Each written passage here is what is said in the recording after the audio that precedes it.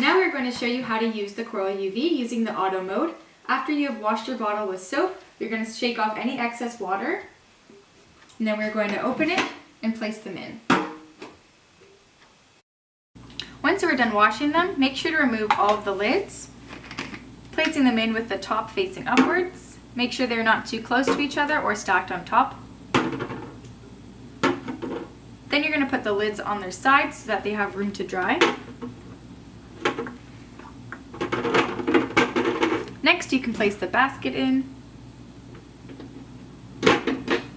Then put the rest of your objects in.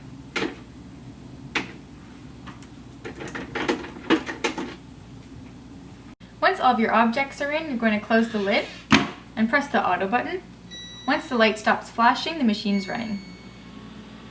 Once your cycle is finished, Coral UV will notify you by beeping. Once your cycle is complete, depending on how many items were in, how packed it was, or how wet they were, they might not be completely dry. If this is the case, you can add more time and they might need up to 60 or 70 minutes to be completely dry.